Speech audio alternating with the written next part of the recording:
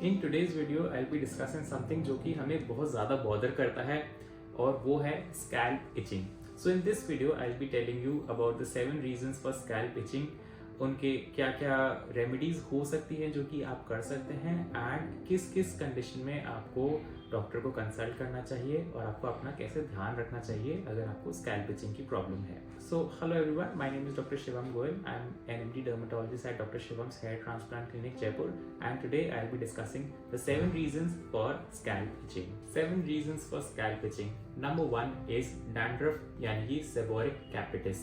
So it's a type of allergy जिससे आपके जो स्कैल्प होता है वो फ्लेकी हो जाता है, ड्राई हो जाता है एंड आपको इचिंग होने लग जाती है.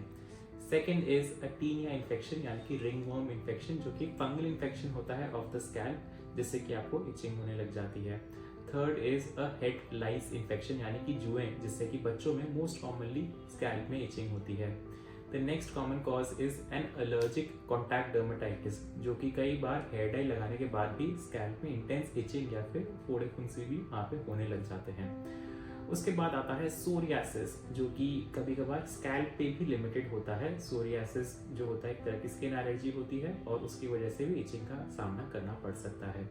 The next cause is a folliculitis. कभी कभार स्कैल्प में कुछ तरह के एलर्जिक और एंड इन्फेक्टिव कंडीशंस भी ऐसी डेवलप हो जाती है जिससे कि वहाँ पे पस के जो छोटे छोटे दाने होते हैं वो बनने लग जाते हैं और उसमें इचिंग होने लग जाती है.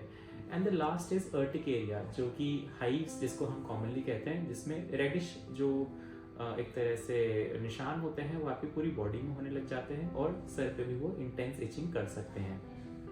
Can stress really cause scalp itching? So yes, stress can be a cause of scalp itching. कभी कभार देखा गया है कि जिन लोगों में ज़्यादा एक्सेसिव स्ट्रेस की प्रॉब्लम होती है तो उनमें बॉडी में इचिंग या फिर स्कैल्प में भी स्पेशली स्कैल्प में इचिंग की प्रॉब्लम बढ़ जाती है. And there are multiple reasons जिसकी वजह से हो सकता है क्योंकि जो स्किन और बिहेवियरल जो लिंक होता है वो बहुत कॉमन होता है. स्ट्रेस से कई तरह की स्किन प्रॉब्लम्स बढ़ सकती है एंड उससे स्कैल्प इचिंग आपकी बढ़ सकती है. How often should I wash my hair if I have dandruff. So अगर आपको डैंड्रफ का प्रॉब्लम है then first and foremost thing जो आपको करना चाहिए वो आपको हेयर ऑयल लगाना बंद कर देना चाहिए एंड आपको एक anti dandruff shampoo on a regular basis use करना चाहिए एटलीस्ट वीक में 3 to 4 टाइम्स. एंड उसका जो लैदर होता है यानी कि झाग होता है आपको 5 मिनट के लिए सर पे रखना चाहिए जिससे कि उसका जो एंटी फंगल इफेक्ट है वो अच्छे से काम करे. Are there natural remedies for scalp itching. So कई तरह के लोग हेयर ऑयल्स यूज करते हैं स्पेशली कोकोनट ऑयल जिससे कि उनको लगता है स्कैल्प सून हो जाता है. और इसके अलावा कई कर्ड यूज करते हैं और कई तरह के हेयर ऑयल जैसे ब्रिंगराज और ऐसे हेयर ऑयल्स यूज करने से उन लोगों को लगता है कि स्कैल्प इचिंग कम होती है. सो यस, हेयर ऑयल्स और इनसे बेनिफिट होता है क्योंकि जो हेयर ऑयल्स होते हैं एक तरह के नेचुरल कंडीशनर्स होते हैं तो कहीं भी अगर इरिटेटेड स्किन होती है तो उसको वो थोड़ा सा कामिंग इफेक्ट देते हैं और स्पेशली अगर आप कोई ठंडा ऑयल यूज करते हैं तो उससे कामिंग इफेक्ट मिलता है आपकी स्कैल्प स्किन को और उससे इचिंग कम हो सकती है. बट अगर आपकी कोई इन्फेक्टिव कंडीशन है या फिर सेबोरिक कैपिटिस या फिर कोई एलर्जिक कंडीशन भी है देन इन केसेस में हेयर ऑयल यूज नहीं करना चाहिए. एंड आपको ये जरूर ध्यान रखना चाहिए कि before using any hair oil आपको अपने डर्मेटोलॉजिस्ट को कंसल्ट करना चाहिए कि एग्जैक्टली जो आपका स्कैल्प इचिंग का कॉज क्या है. मोस्टली हम लोग रेकमेंड करते हैं कि हेयर ऑयल्स कोई भी इरिटेटेड कंडीशन में ऐसा यूज ना करें क्योंकि कभी कभार फ्लेयर अप्स का सामना करना पड़ सकता है इस केस में. How can I tell if I have lice or dandruff. सो जिन लोगों के डैंड्रफ का इशू होता है तो उनको स्कैल्प इचिंग के साथ साथ व्हाइटिश फ्लेक्स उनके शोल्डर्स पे नोटिस करते हैं.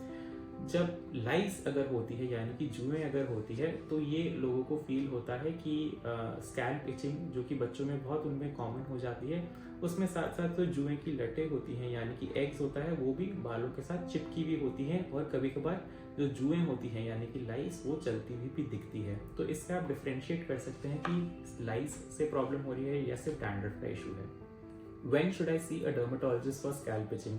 So अगर आपको scalp itching का प्रॉब्लम है then आपको डर्मेटोलॉजिस्ट को कंसल्ट करना चाहिए क्योंकि जैसे मैंने आपको बताया कि स्कैल्प इचिंग के वेरियस कॉजेज होते हैं, ना कि ये 7 कॉजेज, इससे भी अलग अलग कॉजेज हो सकते हैं जिसकी वजह से आपको स्कैल्प इचिंग हो रही है. सो एक डर्मेटोलॉजिस्ट ही करेक्टली आइडेंटिफाई कर पाएगा कि आपको किस वजह से स्कैल्प इचिंग हो रही है और उसका ट्रीटमेंट भी अलग अलग तरह का होता है और आपको सही ट्रीटमेंट लेने पे ही इससे रिलीफ मिल सकता है. सो अगर आपको ये वीडियो पसंद आया है देन अपने फैमिली और फ्रेंड्स ग्रुप में इसे शेयर कीजिए और इस वीडियो को लाइक कीजिए, क्योंकि ऐसा करने पे हमें नए वीडियोस बनाने की इंस्पिरेशन मिलती है।